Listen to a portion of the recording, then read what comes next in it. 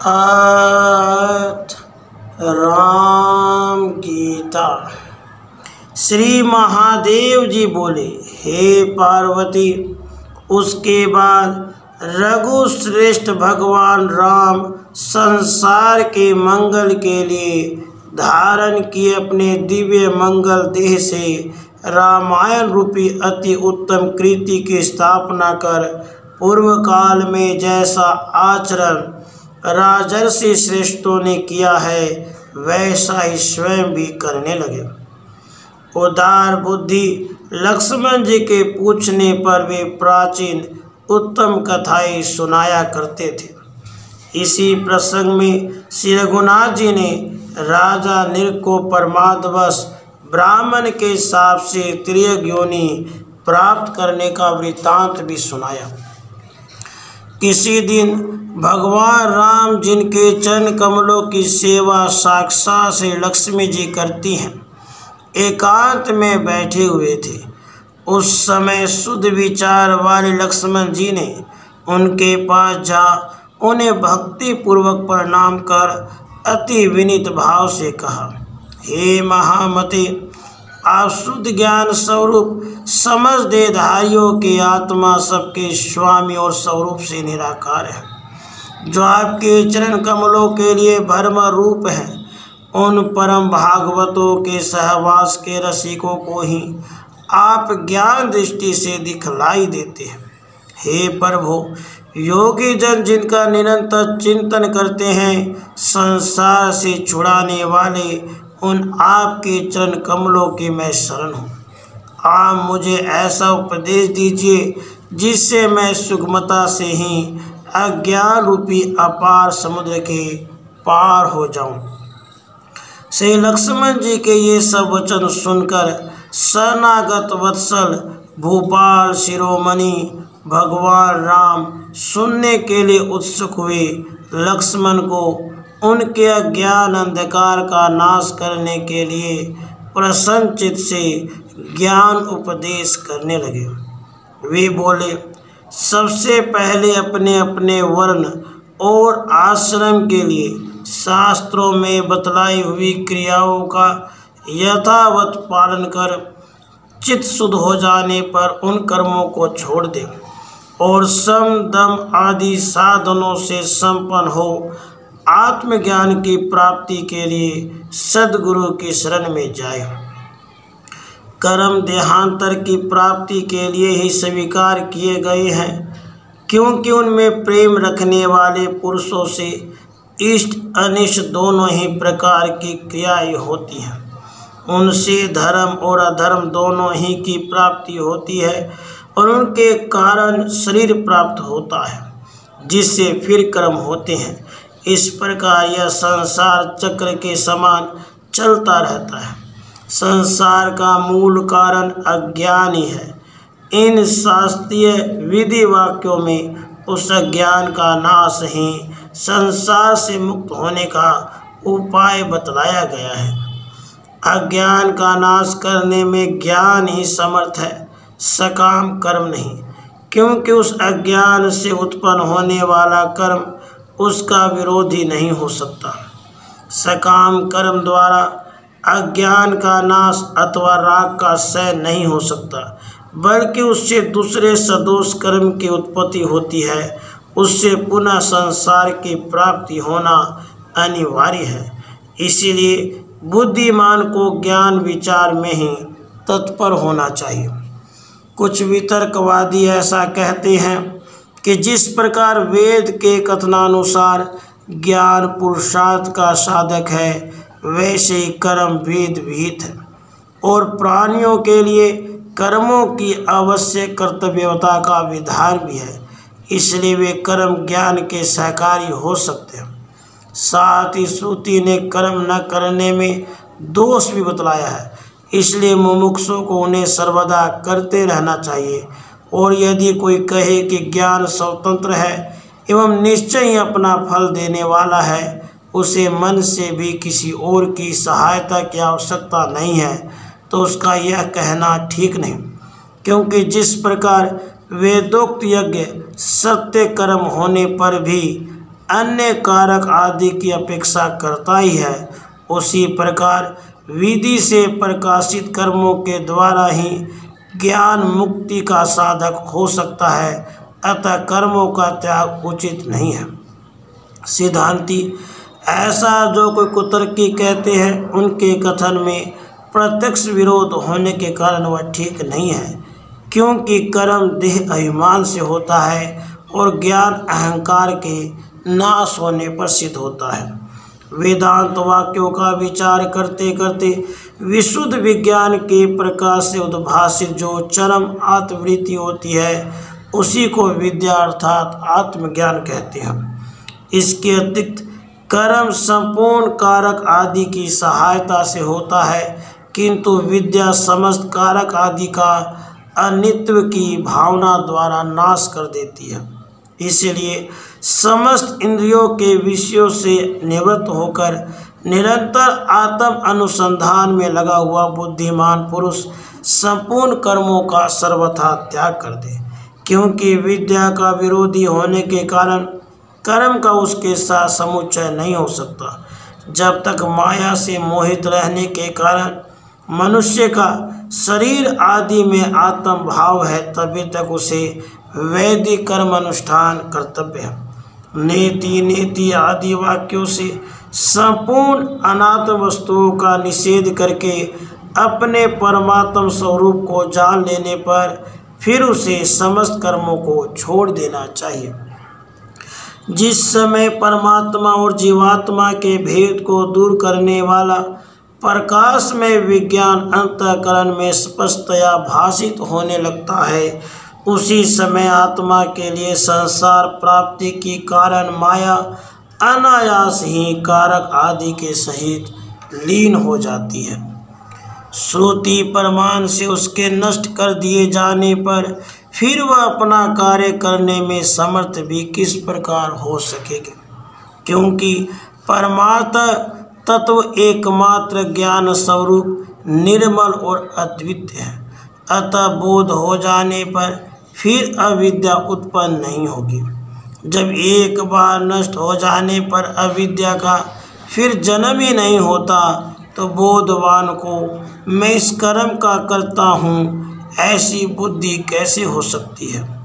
इसीलिए ज्ञान स्वतंत्र है, उसे जीव के मोक्ष के लिए किसी और कर्म आदि की अपेक्षा नहीं है।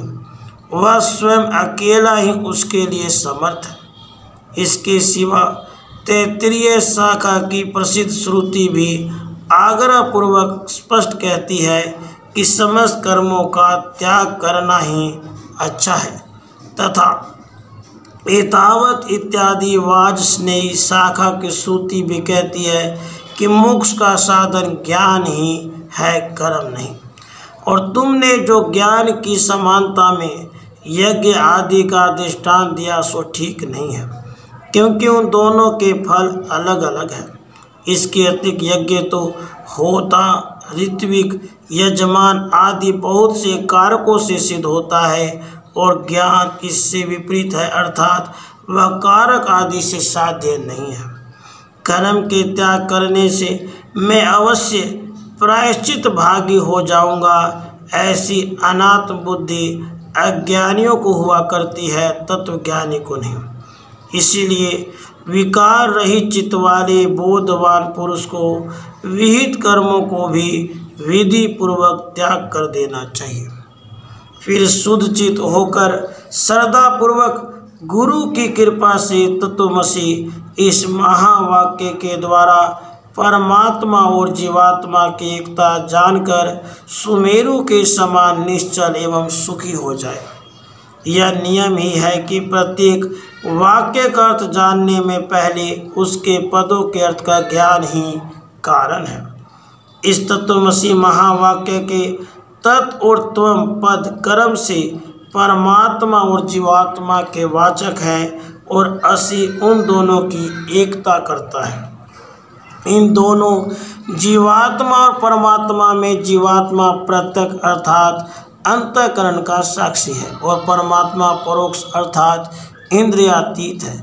इस वाच्य अर्थ विरोध को छोड़कर और लक्षणावृत्ति से लक्षित उनकी शुद्ध चेतनता को ग्रहण कर उसे ही अपना आत्मा जाने और इस प्रकार एक ही भाव से स्थित हो। इन तत् और त्वं पदों में एक रूप होने के कारण जहती लक्षणा नहीं हो सकती और परस्पर विरुद्ध होने के कारण अजह लक्षणा भी नहीं हो सकती। इसलिए सो अयम यह वही है। इन दोनों पदों के अर्थ की भांति इन तत् और त्वं पदों में भी भाग त्याग लक्षणा ही निर्दोषता से हो सकती है।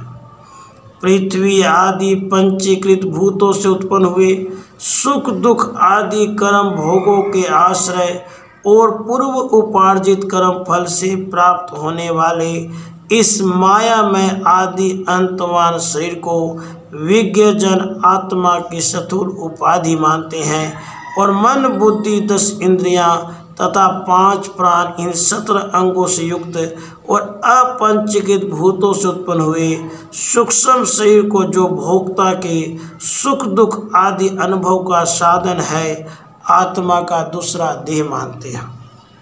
इनके अतिरिक्त अनादि और अनिर्वाच्य माया में कारण शरीर ही जीव का तीसरा देह है। इस प्रकार उपाधि भेद से सर्वथा पृथक स्थित अपने आत्म स्वरूप को क्रमशः उपाधियों का बाध करते हुए अपने हृदय में निश्चय करें। स्फटिक मणि के समान यह आत्मा भी अन्नमय आदि भिन्न भिन्न कोशों में उनके संग से उन्हीं के आकार का भासने लगता है, किंतु इसका भली प्रकार विचार करने से यह अद्वितीय होने के कारण असंग रूप और अजन्मा निश्चित होता है।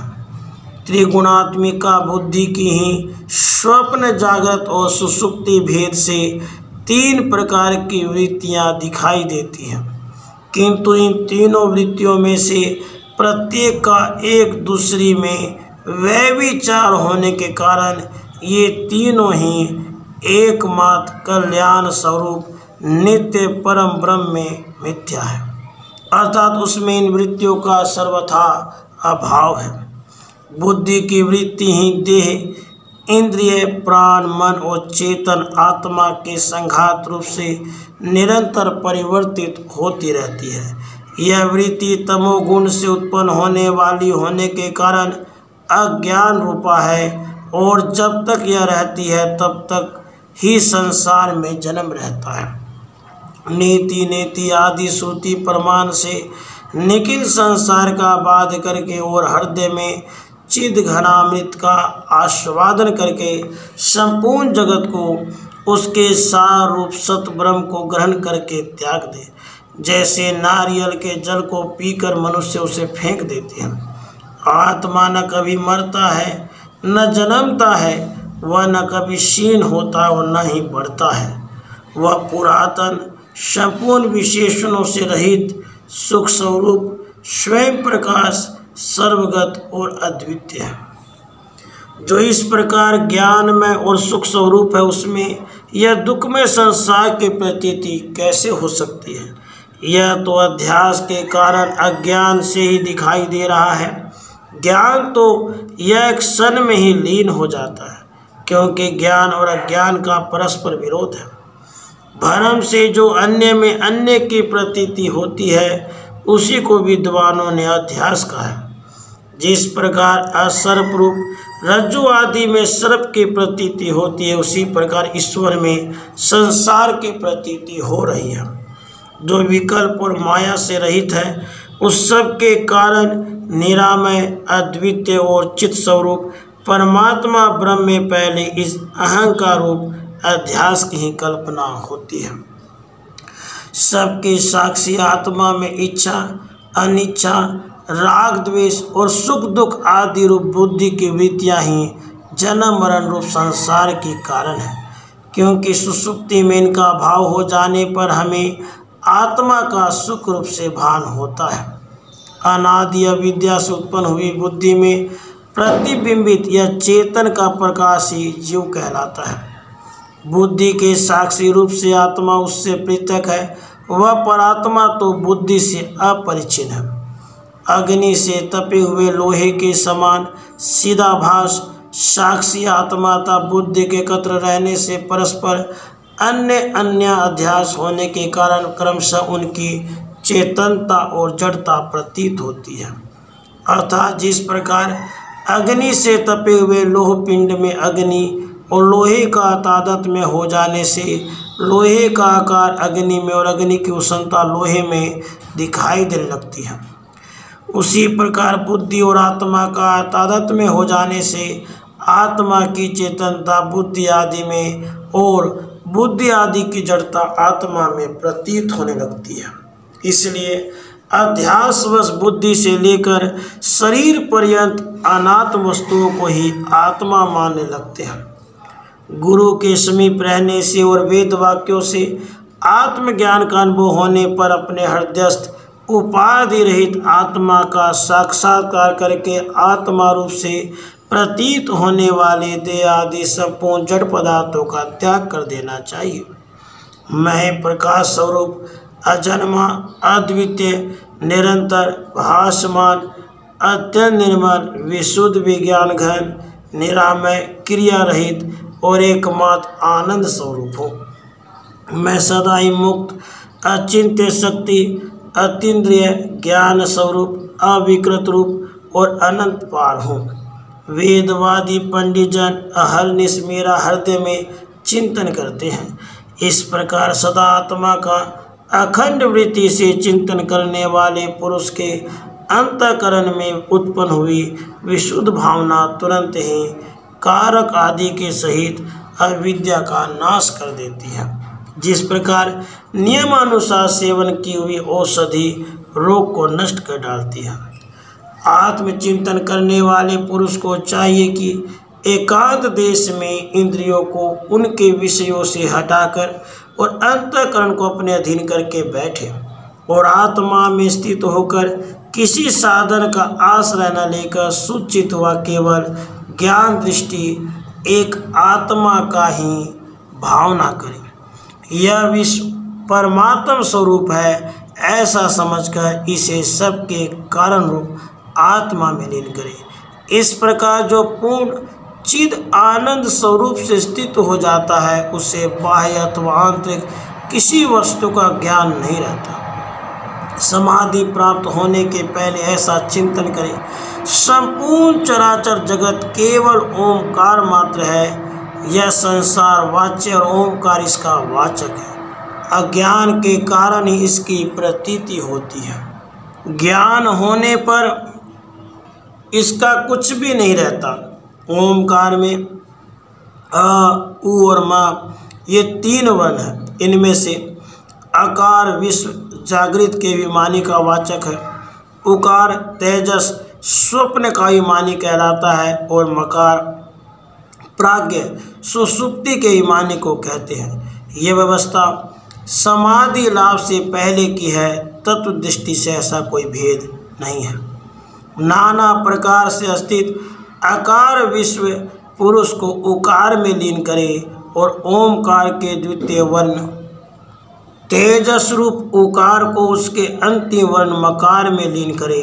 फिर कारण आत्मा प्राज्ञ रूप मकार को भी चिद्गन रूप परमात्मा में लीन करे और ऐसी भावना करे कि वह नित्य मुक्त विज्ञान स्वरूप उपाधि निर्मल पर ब्रह्म मैं ही हूँ। इस प्रकार निरंतर परमात्मा भावना करते करते जो आत्मानंद में मग्न हो गया है तथा जिसे संपूर्ण दृश्य प्रपंच विस्मृत हो गया है वह नित्य आत्मानंद का अनुभव करने वाला जीवन मुक्त योगी निस्तरंग समुद्र के समान साक्षात मुक्त स्वरूप हो जाता है।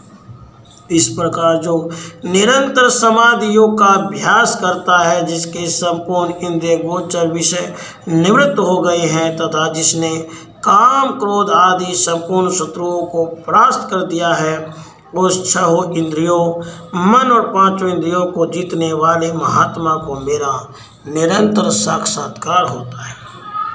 इस प्रकार अहर्निश आत्मा का ही चिंतन करता हुआ मुनि सर्वदा समस्त बंधनों से मुक्त होकर रहे तथा कर्ता भोक्तापन के ईमान को छोड़कर प्रारब्ध फल भोगता रहे। इससे वह अंत में साक्षात मुझ में ही लीन हो जाता है। संसार को आदि, अंत और मध्य में सब प्रकार भय और शोक का ही कारण जानकर समस्त वेद विहित कर्मों को त्याग दे तथा संपूर्ण प्राणियों के अंतर आत्मा रूप अपने आत्मा का भजन करें। जिस प्रकार समुद्र में जल, दूध में दूध, महाकाश में घटाकाश आदि और वायु में वायु मिलकर एक हो जाते, उसी प्रकार इस संपूर्ण प्रपंच को अपने आत्मा के साथ अभिन्न रूप से चिंतन करने से जीव मुझ परमात्मा के साथ अभिन्न भाव से स्थित हो जाता है। यह जो जगत है वह श्रुति, युक्ति और प्रमाण से बाधित होने के कारण चंद्रभेद और दिशाओं में होने वाले दिग्भ्रम के समान मिथ्या ही है।